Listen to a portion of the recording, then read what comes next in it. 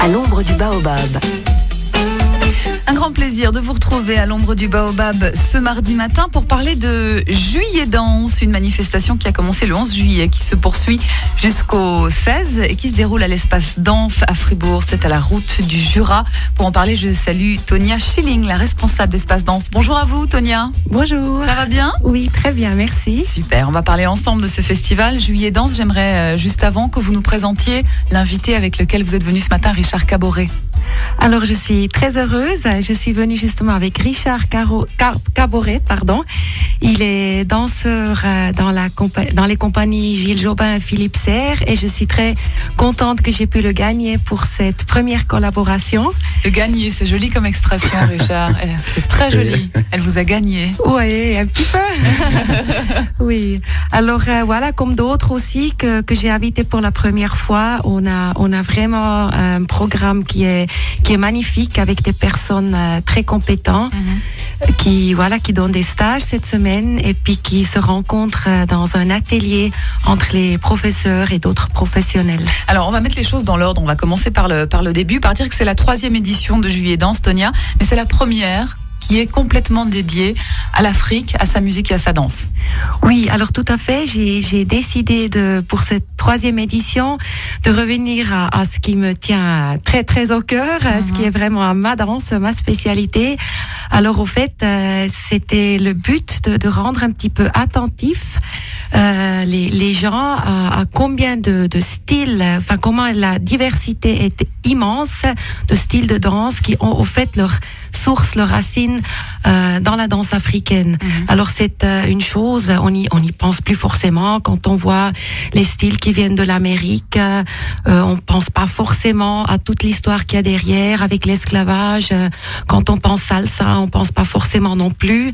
Alors là, j'ai décidé de vraiment proposer des styles qui ont cette racine commune, un petit peu en hommage aussi à l'Afrique, à cette richesse artistique énorme. Alors Richard, pour vous, c'est aussi vraiment important que les gens connaissent mieux la danse africaine et d'élargir un petit peu le savoir. Oui, c'est très important parce que pour vous expliquer que je viens de dire que la danse africaine reste un peu dans les salles avec des profs qui donnent leurs cours, qui des percussions, qui ça reste dans les fêtes. Des petites fêtes, c'est même pas que dans les festivals, c'est un peu fermé, trop carré. Et puis si en dehors de ça, on n'a pas la possibilité de pouvoir présenter la danse africaine. Donc la danse africaine, entre guillemets, ça veut dire que les gens ils pensent que c'est quelque chose juste qui vient de l'Afrique, qui reste entre eux, en communauté, qui font les fêtes, des petites fêtes, des associations qui organisent pour juste faire de l'argent, pour aider des gens en Afrique, ça reste là. Et pour nous, c'est vraiment très important que les gens puissent comprendre aussi que la danse africaine ne reste pas juste entre les Africains ou des gens qui sont juste intéressés pour la danse africaine, mais d'aller un peu plus loin, d'aller découvrir comme aussi la danse africaine, comme la danse contemporaine, comme aussi la danse classique et plus, allant plus loin que ça, quoi. Alors, on vous a bien compris, Richard, c'est trop cloisonné pour l'instant. Tonia, vous enseignez la danse africaine. Vous ressentez, les gens ont plein de clichés comme ça par rapport à la danse africaine ? Oui, justement. Par exemple, moi, j'enseigne la danse afro-contemporaine. Donc, on peut peut-être une fois discuter un peu de la diversité. Moi, souvent, je dis qu'il n'y a même pas de danse africaine, il y a des danses africaines. Ouais. Et puis, on peut peut-être faire des groupes, parler des danses traditionnelles africaines. Et puis là, la diversité, c'est énorme. Quand on va à l'intérieur d'un même pays, sûrement tu vas me confirmer, Richard, c'est parmi les ethnies, il y a les styles, c'est extrêmement différent. Et puis moi, souvent, je fais la comparaison, de prendre la danse, par exemple, de comparer la danse des Maasai avec une danse, qu'est-ce qu'on pourrait prendre je sais pas, je prends des CR du Sénégal. Je dirais que la différence, elle est comme entre le classique et le hip-hop. Ça, il y a des mondes. Et pour les danses, vu que ça vient de l'Afrique, il y a des percussions et puis voilà, ça bouge et puis on pense que c'est ça. Enfin, alors c'est vraiment très très très peu connu ce qu'il y a vraiment derrière. Et puis ici, je dirais, bon, ça dépend encore à quel pays, dans les pays, mais en Suisse notamment, on connaît beaucoup les danses de l'Afrique de l'Ouest. et je précise, des mandingues avec les djembés. C'est ça qui est un peu connu, mais c'est sûr que il y a encore beaucoup plus. Toute petite partie. Oui, c'est vraiment une toute petite partie. Ouais. Richard, comment ça se passe en Afrique? Effectivement, elle a raison, Tonia, il y a combien de danses africaines? Il y a autant de danses africaines qu'il y a de peuples et d'ethnies? Il y en a énormément. Par exemple, si je parle du Burkina Faso, qui est né là-bas, déjà il y a 70... Le Burkina Faso, il y a 70 ethnies. Oui. Et donc, il y a toutes sortes.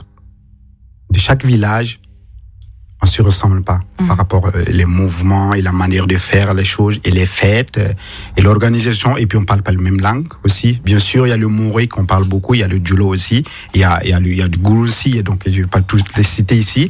Mais il y a il y a différentes langues, et il y a différents mouvements et différentes manières de faire des choses. Donc, il y en a énorme. Et même pour moi, il y a des choses que la danse africaine en Afrique, il y a des choses que j'aimerais découvrir encore plus. Parce que bien sûr, je suis né là-bas, mais je n'ai pas tout appris. Évidemment. Et donc, ici, ça veut dire qu'on en a, vraiment, il y en a beaucoup qu'on peut pouvoir transmettre à des gens, quoi. Est-ce qu'il y a malgré tout un dénominateur commun de toutes ces danses, une base commune qu'on retrouve, sur laquelle s'appuie chaque danse? Non, c'est comme je viens de dire, parce que comme il y a plusieurs ethnies, ça veut dire que chaque village a la manière de bouger, a la manière de faire des choses, donc ça fait que chaque village a ses choses comme des choses qui reviennent à chaque fois. Donc les villages vont pas laisser leur coutume d'aller faire aussi les autres, mais par contre ils se retrouvent, bien sûr s'il y a des fêtes comme ça, ils se retrouvent, ils s'amusent, il y a l'échange qui est là, quoi. Ouais. Je trouve ça génial, Tonia, non, d'entendre chaque village a sa manière de bouger. Ouais. C'est formidable, oui, ça veut rien dire en Suisse, mon Dieu. Oui. Peut-être qu'on peut dire de choses communes dans la danse traditionnelle, c'est ce que je dis souvent aussi, c'est que c'est le contexte justement culturel, traditionnel, donc que avec les pas, il y a un rythme qui est avec, il y a des chants qui vont avec, il y a originairement même des différents pas pour les hommes, des différents pour les femmes. Enfin, tu me complètes, Richard. Et puis, oui, c'est vraiment des choses que c'est pour ça quand on dit danse africaine, ça veut dire quoi? Alors, c'est vraiment énorme ce qu'il y a derrière et ce qu'il faut aussi comme connaissance derrière. Et puis, quand on pense à tout ça, on dit qu'il y a peu de vraies danses africaines qui est enseignée en plus, parce que justement, beaucoup de gens ne savent pas le tout qui va. Peut-être ça ressemble un peu. Alors après là, moi, on discute aussi parmi les collègues un peu comment on peut commencer à définir les choses.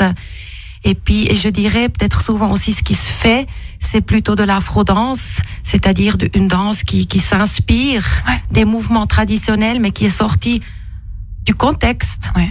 Et puis, je trouve c'est juste, hein. Donc, il faut que ça évolue, il faut que ça. Surtout, est-ce que ça veut dire que c'est plus accessible? Oui, tout à fait. Ici, de faire de l'afro-danse que de faire réellement. Mais qui n'est plus justement, ce n'est pas la danse traditionnelle, parce que voilà, les gens ils savent pas forcément de où ça vient, le symbolique, ce que ça veut dire, pour quelle occasion ça a été fait, etc. Et pour moi, je trouve dommage qu'on arrive à ce point de dire qu'on doit vraiment s'adapter pour pouvoir transmettre quelque chose qui ne ressemble plus. Alors que ça ne devrait pas être à ce point-là. Normalement, on devrait pouvoir, si on aimerait faire partager la danse africaine et montrer, et ça devrait être la danse africaine, on ne devrait pas aller chercher, sauf si on a envie d'aller chercher plus loin, d'aller épuiser plus loin, comme tu viens de le dire, qu'on s'adapte pas pour pouvoir montrer la danse africaine, mais autrement, que je trouve dommage. D'aujourd'hui, moi j'ai fait ça, parce que moi j'enseigne aussi la danse afro-contemporaine. Pourquoi? Parce que la danse africaine, il y a peu de place, ça veut dire que tu puisses enseigner. Même si tu enseignes, c'est vraiment limité. Les gens, ils viennent plus, ils veulent quelque chose de nouveauté, quelque chose qu'ils n'ont jamais vu, un peu. Donc, et ça fait que tu crées, tu cherches d'aller plus loin pour pouvoir plaire aux gens, quoi. Parce que tu restes toujours la danse africaine. Il y en a un nombre de... On est nombreux ici aussi qui donnent aussi, mais qui est limité aussi, qui sait plus... Comment dire le mot finir. que je trouve dommage, quoi. Ouais. C'est ça que je veux dire, ouais. Donc il y a un regret de devoir. Il y a un regret, en tout cas. Moi, en tout cas, je pense que c'est... Même l'Afrique aussi. Même l'Afrique, les gens qui dansent la danse africaine, ils le font plus. Si tu veux vivre que de ça, tu es obligé de t'adapter et de chercher d'autres formations ou d'aller plus loin que la danse africaine pour pouvoir être programmé en Europe, pour pouvoir voyager, même pour travailler avec les chorégraphes ou des gens qui sont de l'Europe. Tu es obligé, si tu restes avec la danse africaine, tu resteras en Afrique avec la danse africaine. Bien sûr, c'est beau aussi de rester ça. Mais si tu veux vivre de ça et tu veux aller plus loin... Donc il y a une évolution obligatoire. Voilà, quoi.